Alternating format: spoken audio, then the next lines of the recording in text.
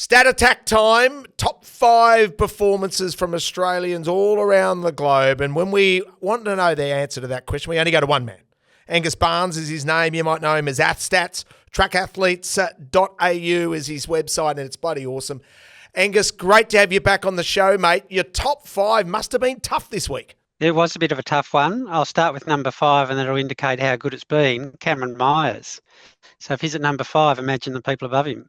Yeah. But third in the Oslo Dream Mile.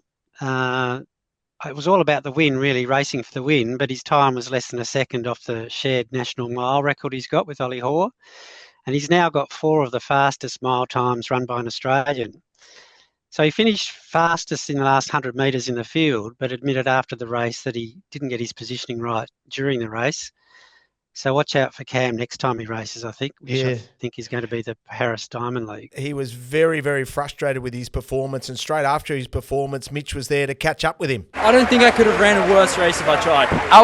My first question here was going to be different type of Cam race that we've seen, but clearly not intentional. Well, I had natives going onto my outside and Jake on my inside, who were both pretty quick starters. And I was thinking, native probably goes to the front thereabouts and I can latch on. And I got a terrible start out there. I don't know. I probably got clipped a few times, and that's my fault, to be fair. But then I just couldn't work my way up. Like, I'd go on the rail wouldn't open up, so I had to kind of wait, try to go wide. That wasn't really working. In the end, I think I went wide around like the bends I shouldn't have gone. I think. And I was up the back straight. I felt good, and I just couldn't make a move. Because it was like 3 wide. Were you too boxed in? I literally just couldn't move.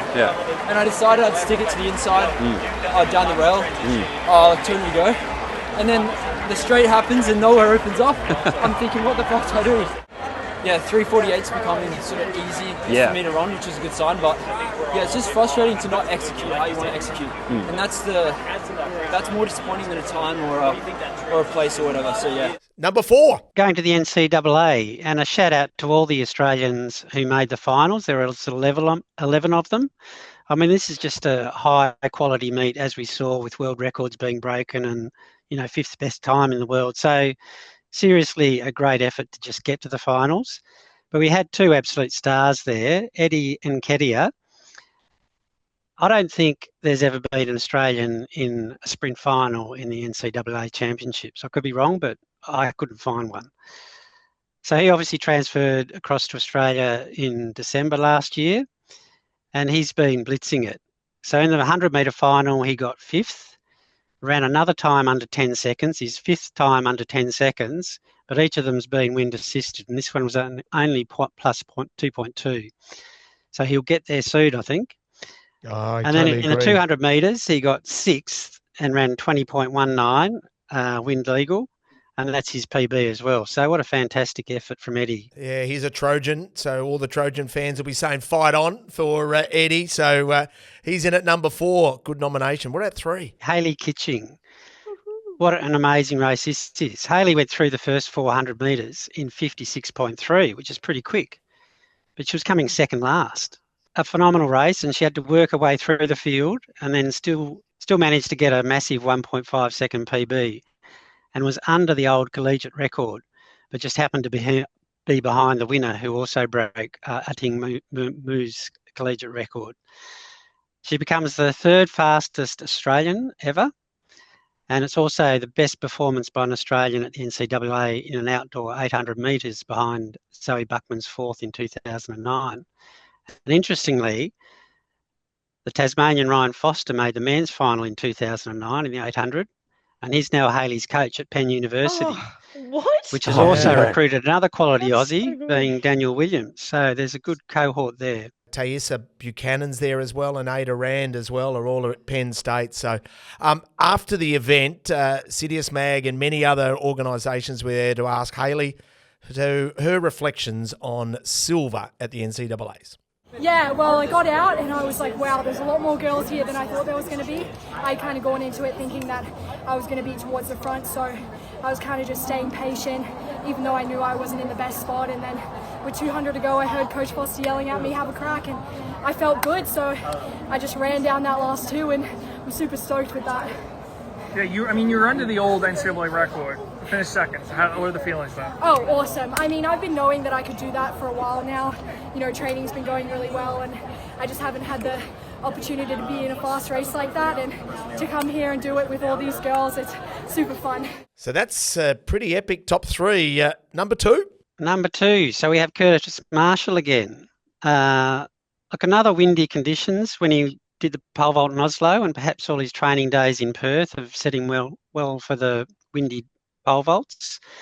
And there was no Duplantis in this field, but he still managed to beat the second highest pole vaulter in history in Emmanuel Corrales.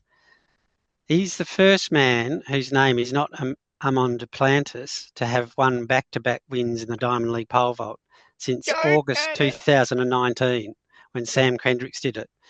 So that's an amazing effort back-to-back in the pole vault for two Diamond Leagues. And he's doing it all with a moustache. So once he shaves that off, you can imagine he'll go 6'10" once that heavy bad boy gets off the top of his lip. What about number one?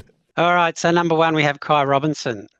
Broke the 5,000 metres Australian and area record, running 12:50.82 for the 5,000 metres in the Diamond League at Oslo. That's the fifth oldest Australian men's track record on the books, and it's sat there for almost 22 years, and Kai just goes ahead and smashes it by 5 seconds. Unbelievable. It also goes with his 26:57 10,000 metre record he set earlier in the year in February. And as Tim at Inside Athletics highlighted, Robinson becomes the first Australian to hold both the 5 and 10,000 metre records since Rod Clark.